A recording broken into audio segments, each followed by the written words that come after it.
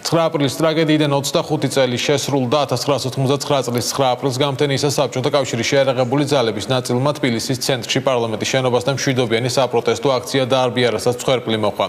დაღუპულთა მემორიალთან გვიან ღამიდან უამრავი ადამიანი მივიდა და გარდაცვლილთა ხსოვნას პატივი მიაგო. რუსთაველის გამზირზე რამდენიმე ინციდენტიც მოხდა. მას შემდეგ საუკუნის მეოთხედი გავიდა, ზუსტად 25 წელი.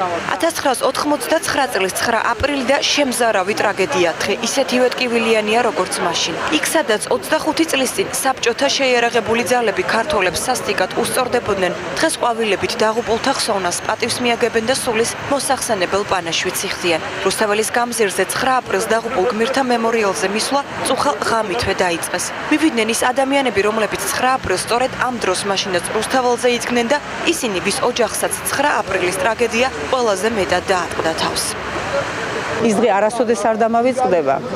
თუმცა შეიძლება ახლა ჩემს სახეს ცოტა ღიმილიც ჰქონდეს, მაგრამ ესაა ძალიან სიმწრის ღიმილი, იმიტომ რომ იმდენი ლამაზი ადამიანი დაიღუპა, იმდენი ლამაზი ადამიანი დაშავდა.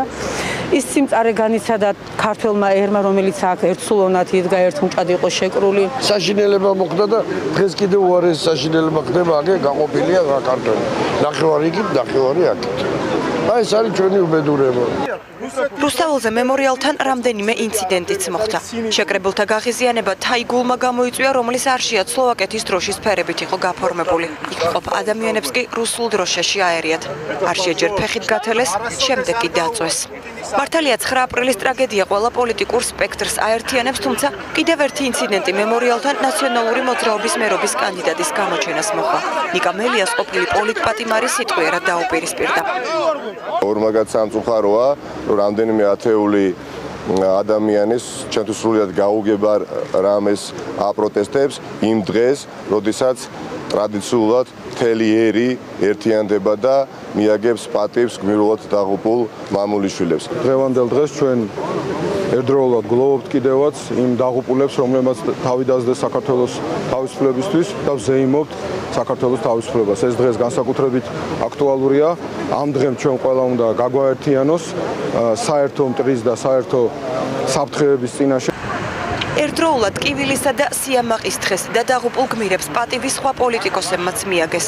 საკრებულოს თავმჯდომარემ ირაკლი შიხიაშვილმა და დეპუტატებმა მემორიალი ყვავილებით შეარგეს. რუსთაველზე კოალიცია ქართული ოცნების წევრები და პოლიტიკური სპექტრის სხვა წარმომადგენლებიც იმყოფებოდნენ. დღევანდელი დღე არის დიდი ტკივილის და დიდი სიამაყის დღე. დღე იმიტომ სიამაყის, რომ ამ დღეს ქართველებს როგორც არასდროს ისე უყვარდათ ერთმანეთი და როგორც არასდროს ისე იყვნენ ერთიანი საკუთარი ქვეყნის მომავლისათვის და კეთილდღეობისათვის. ყველა ქართველის ვალდებულებაა, რომ პატივი ვცეთ იმ ადამიანებს, რომლებმაც ყველაზე ძვირფასი საკუთარი სიცოცხლე გაიღეს სამშობლოს დამოუკიდებლობისათვის. დამოუკიდებლობის, ასე ვთქვათ, წინაპირობა გახდა თქვენზე უმცროსი და ჩვენზე უფროსი ადამიანების მიერ დააღრული სისხლის. 9 აპრილის უპირველეს ყოვლისა არის ტრაგედია, იმიტომ რომ დავკარგეთ უსაყვარლესი და უძვირფასესი უღირსეულესი ქართველები, მაგრამ 9 აპრილმა შემოატრიალა ქართველი და საქართველო თავისუფლებისკენ, დამოუკიდებლობისკენ.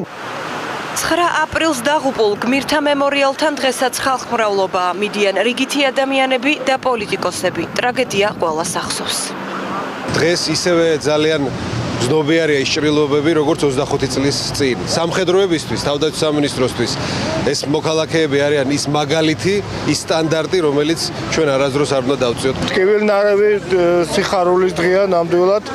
ეს იყო ის პირველი დიდი ნაბიჯები, რომელიც ქართულმა ერმა გადადგა თავისი დამოუკიდებლობისთვის და ნამდვილად პატივი ნამდვილად მისაგები აქვს ყველა საქართველოს მოქალაქისგან იმ ადამიანებმა, რომელიც თავისი სიცოცხლე გაიღეს ქვეყნისთვის. გლოვის ზარები საქართველოს რეგიონებშიც დაარეკეს. 9 აპრილისადმი მიწყვნილი ღონისძიება გამართა ქართული ოცნების ახალგაზრდულმა ორგანიზაციამ ზუგდიდში. სულის მოსახსენებელი პანაშვიდები გადაიხადეს და დაღუპულ გმირებს პატივი მიაგეს რუსთავსა და ქუთაისშიც. 1989 წლის 9 აპრილს გამთენიისა საბჭოთა კავშირის შეერაღებული ძალების ნაწილებმა თბილისის ცენტრში პარლამენტის შენობასთან მშვიდობიანი საპროტესტო აქცია დაარბიეს, რასაც მსხვერპლი მოჰყვა. დარბევის შედეგად 21 ადამიანი დაიღუპა, უმეტესობა ქალები. დაღუპულთა შორის იყვნენ სკოლის მოსწავლეებიც. პარლამენტის წინ შეკრებილი 2000-მდე მოქალაქე კი დაუდგენელი შემადგენლობის გაზით მოიწამლა. 1989 წლის 9 აპრილიდან ზუსტად მეორე წლისთავზე საქართველოს უზენაესმა საბჭომ ზვიად გამსახურდიას მეთაურობით საქართველოს დამოუკიდებლობის აქტი მიიღო. 9 აპრილი კი საქართველოს უახლეს ისტორიაში ჩაეწერა ტრაგედიის და თან საქართველოს დამოუკიდებლობის აღდგენის დღედ. ამბობენ, რომ სწორედ 89 წლის 9 აპრილმა საბჭოთა იმპერია კიდევ უფრო გააშიშლა და დროის მცირე მონაკვეთით, თუმცა მაინც პროცესები დააჩქარა.